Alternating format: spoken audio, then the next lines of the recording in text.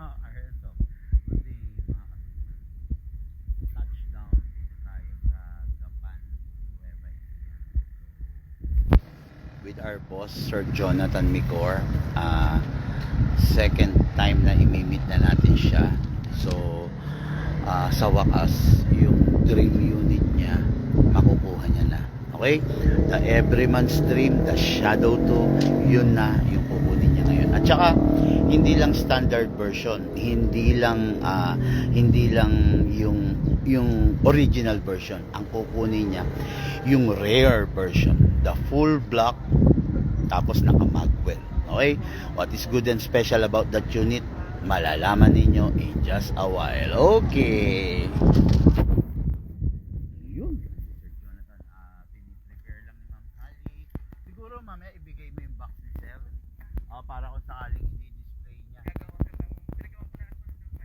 Wow. Ano pinagawa mo stand? Stante lang sir.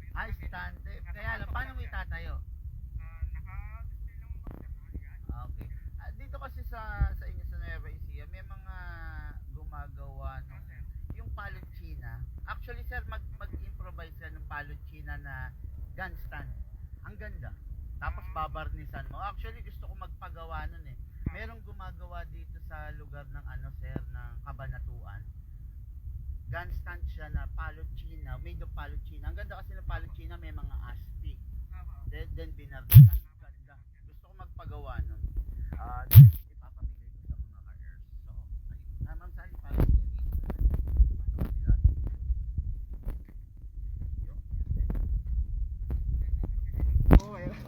okay lang, sir. So, paliwanag ko muna ulit, no? Unit niya, the Everyman's Dream, the Shadow 2. Ito na yung sa lahat ng version ng Shadow, siya yung nasa pinakataas. Ito yung rare edition. Makikita nyo, naka CNC magwell, CNC grip, full upgraded, out of the box naka-upgrade na, naka-optic, then adjustable, then may rail. Kami naman, ang participation namin, fixed outer barrel, fine tuning, trigger job, hammer pad, and enhanced nozzle. Hindi siya naka big bore, hindi siya naka anti-freeze, pero enhanced nozzle. Inayos natin yung bore ng nozzle, kaya mas na-gain, mas na-achieve niya yung FPS na gusto natin na malakas, at the same time matipid. Okay, napakatipid. Pwede sa 12 kg, pwede sa 14 kg, at pwede sa CO2. Okay, wala ka nang hahanapin dito sir. Nakita mo yung FPS kahapon? Sir. Diyan taas, grabe. Lalo na kung kakabit mo ng CO2. Si CC Shadow talaga, the best siya. Sa totoo lang kung hindi rin lang naman competition, the best siya sa 14 kg at saka sa CO2. Pero syempre, pag makikipag-compete ka, gamit ka lang ng 12. Kasi during the competition, brutal firing yan. Papapak, marami yon. Kumbaga, parang hindi naman siya gano'ng mabugbog. Pero once in a while, kung nagkakapi ka, nag-shot ka sa bahay, masarap yung malakas, di ba? Ayun, kaya dito, achieve mo lahat yun. Wala lang akong dalang magnet, pero full steel CNC lahat ng laman loob nito. Okay? Kaninang umaga, bago ako umalis, meron akong 3 noble shot na CC Shadow. Okay, medyo napabayaan ni bossing sa silicone oil. Lahat naman ng unit na lahat ng bagay, no, na nagkikiskisan, basta walang lubrication, mauupod. Actually, sa kanya naupod yun sa slide stopper. Bagay na iniiwasan natin yun. Paano natin maiwasan yun? Proper maintenance at saka silicone oil. Okay? Sir, ganito, no? Halimbawa lang, no? Naka-follow ka naman sa page namin. Halimbawa, sir, nakita mo, mabiyahe kami Nueva Ecija. Tapos yung unit sa'yo, naka 3 months na. Halimbawa, every 3 months, pwede mong ipa-PMS. Libre yun. Okay?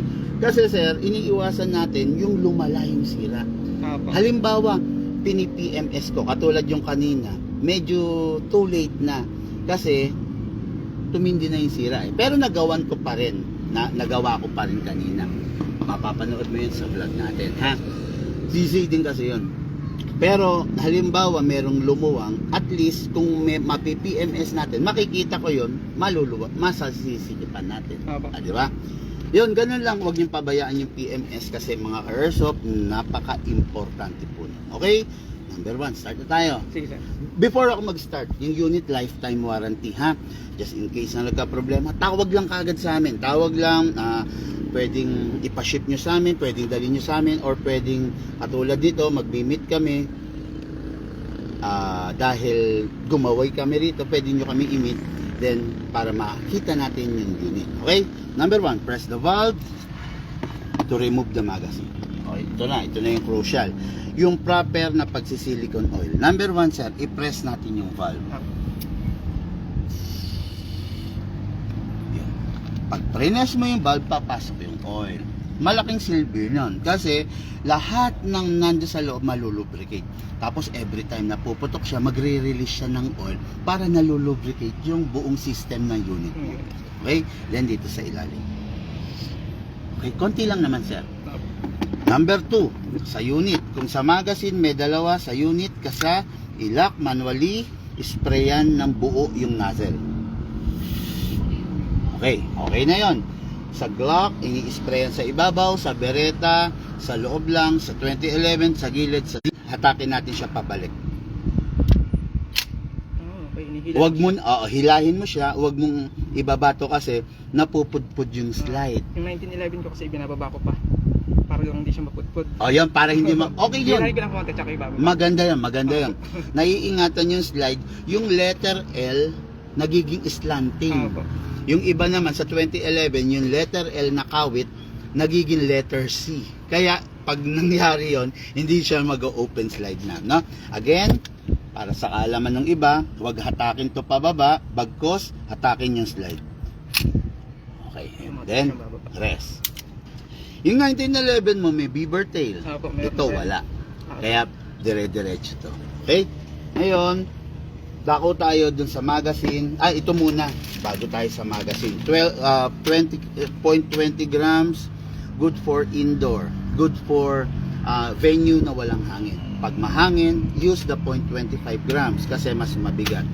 If you can afford na gamitin ay Taiwan BBs lang, puro Taiwan BBs lang. Okay? Kasi pag ginamitan mo China BBs, hindi siya perfect round, minsan siya yung sumisira sa unit. Okay? So, kunin natin yung magazine. May silicone oil na. Maglagay muna tayo ng bala. Hatakin natin ito pababa. Iwasan lang mabitawan kasi mabibitak to. Okay? Hatak pababa. Place your right thumb here. Kung nabitawan, ito yung sasalo. Hatak. Wala akong kuko. Hatak all the way. Then dito ilalagay yung bala. Okay? Sa part na maluwang, reloader, pump lang. Maximum rounds is 27 plus 1, pero ang recommend ko lang 20 to 23 rounds only. Okay? Hindi na natin ganun pupunuin. Mga airsoft, nakita nyo may bungi. Kalugin sa'yo. Sarap sa Tunog! Grabe, namimiss ko tuloy mag-rides. Kaya lang, walang oras eh.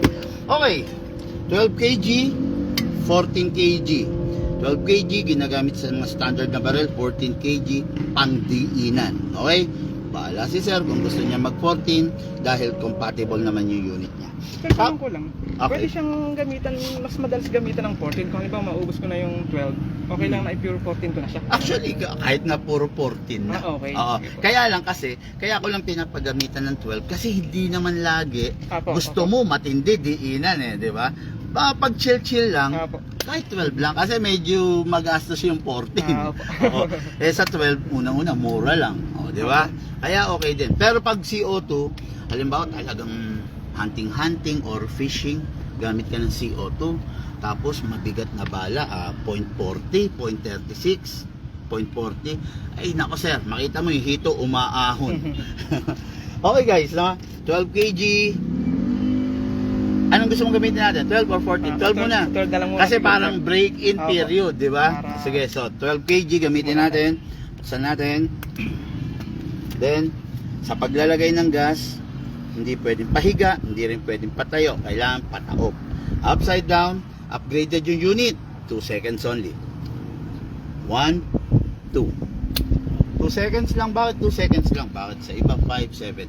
Kasi upgraded na po ito. Okay? Hindi, dapat pala niload kong bala 0.25. Mahangin eh. No? Pero Okay sige, na di yan. ba? Di ba? Okay, anyway, yung sinasabi ko kanina, Ayun, okay. okay, firing. Unsafe Sorry. mo. Yes, sir.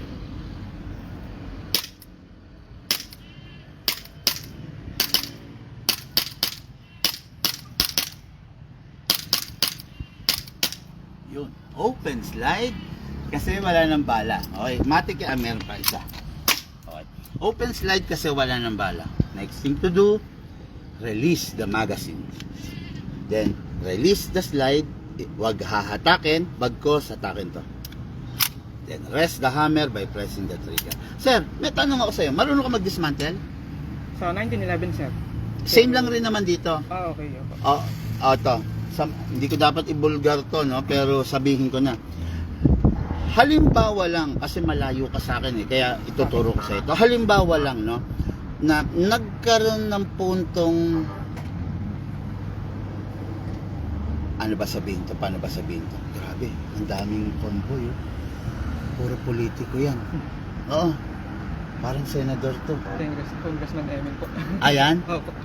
Ganyan talaga karami ano niyan? Opo. Sino? Congressman Eming po. Eming Pascual. Eming, yung Eming. sumikat nung nung Pandemic. pandemic. Oh, yan. Anyway, Bataan yun, di ba? hindi, Gapan. Ay, okay. Japan yun. Halimbawa lang, hindi lang kay sir. Halimbawa kayo rin nakaka-experience, no? Ng lumuluwa, nalalaglag yung bibis, sumusuka. Ito, tuturo ko sa inyo, ha? Kasan nyo to, then itulak nyo to. Pag tinulak mo, aangat to. Okay? Forward. Ito. Itong part na to, pakanan, clockwise, dahan-dahan lang. Okay. Okay. Sa ngayon kasi ayaw kong kalikutin. Kasi pag kinalikot ko, naka-tuning na kasi to. Pag kinalikot ko, didiin yung tension ng half-up rubber. So, ang tendency, hindi kasi natin alam ngayon kung susuka siya. Baka kasi katagalan, sumuka, yun ang gagawin mo. A-adjust mo lang yung tension nito. Konti lang, sir. Mga 1/4 turn lang. Pag okay na, goods na. Hanggang sa makuha, sir. Yeah, hanggang sa makuha. Hanggang hindi na siya susuka ng bala. Okay? Kadalasan naman hindi nangyayari. Kaya lang, minsan, parang may tsamba na lumuluwang. Kung sakali na-experience nyo, ganun lang ang gawin nyo, hinihigpitan lang to. Okay? Ayan. Ikaw sir, ganun din, ha? Opo. Madali lang naman din. Pag ibabalik mo na, ganun din. Kung paano mo binaklas, ganun mo rin ibabalik. Slowly. Then, wala pa. Ayan, kabit to.